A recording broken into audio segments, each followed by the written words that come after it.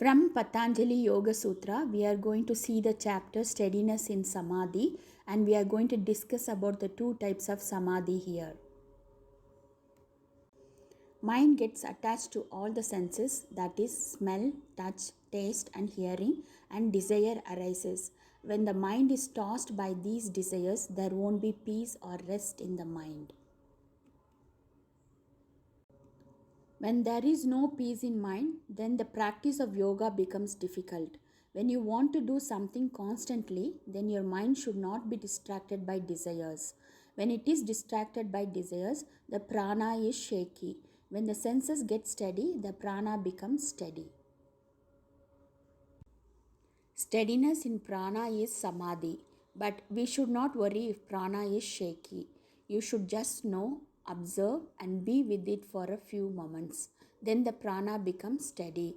This is centeredness, and it brings to a space where we are completely hollow and empty. Though you exist with the body, in a state of samadhi, you are not there at all. In other words, you can live as though you do not exist. This is samadhi. If you look into a mountain and become one with mountain, it is samadhi.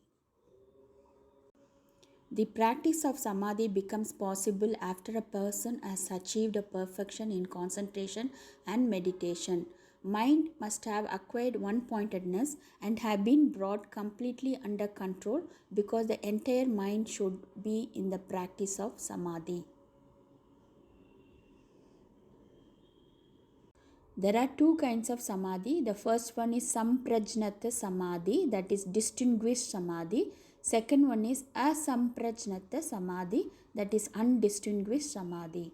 Let us talk about the first one, that is samprajnata samadhi, that is the distinguished, that has four forms.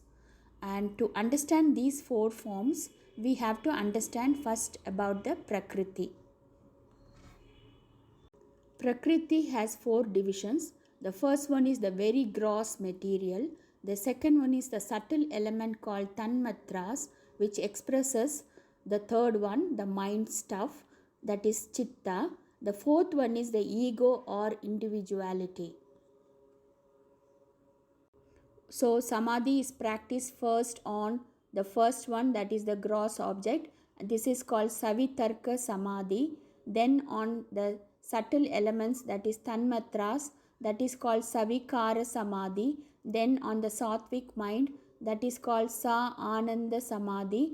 And finally on the I feeling alone, that is called sa asmita samadhi. Let's discuss about the first one, that is the gross object, savitarka samadhi. When the mind is focused on a concrete object, it is called savitarka samadhi. Now the mind is well under control. A focused mind gains power, and when that powerful mind concentrates on an object, the entire knowledge of that object is revealed to it. Example: scientists who probed the matter and discovered atomic energy were practicing savitarka samadhi. The second one is subtle elements or tanmatras, that is savikara samadhi. In the next form, you contemplate the tanmatras or subtle elements. Here there is no concrete object to see. You contemplate something abstract like white, red, love or beauty. Here you rise above time and space. This samadhi is called savikara samadhi or with reflection.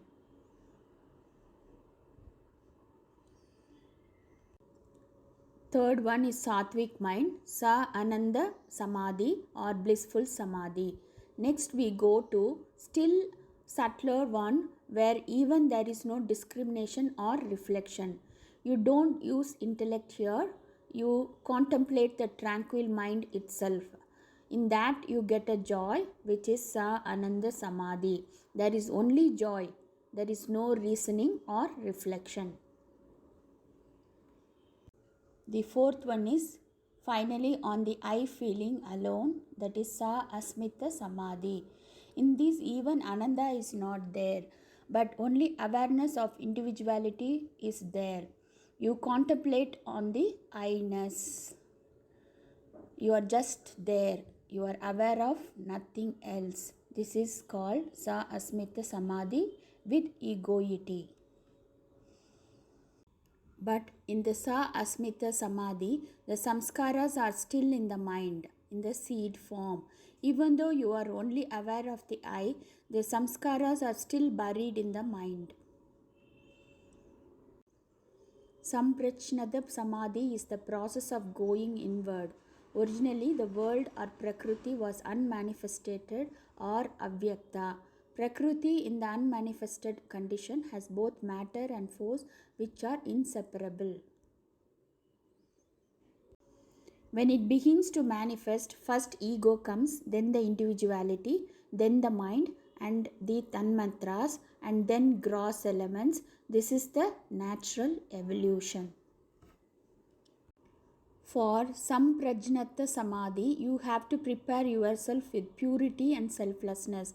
Otherwise, you will be in danger with your newfound powers. In Samprajnata Samadhi, the buried seeds can still come to conscious and can anytime pull you into worldly experience. So the 4 stages of Samprajnata Samadhi has to be practiced properly. Then get into Asamprajnata Samadhi, where the ego feeling is not there and the seed of past impressions are rendered harmless. Here only consciousness is there. By the firm practice of the complete cessation of the mental modifications, the impressions only remain. This is Asamprajnata Samadhi. Once this is achieved, the individual is completely liberated and there is no more coming into the world. This liberated person is called Jivan Mukta, the one who lives at the same time liberated. When you understand Prakriti and practice Samprajnata Samadhi, you can understand yourself to be the pure self or Purusha, which was entangled in Prakriti and is now finally free. Please like, subscribe, comment, share and click bell icon for further notifications.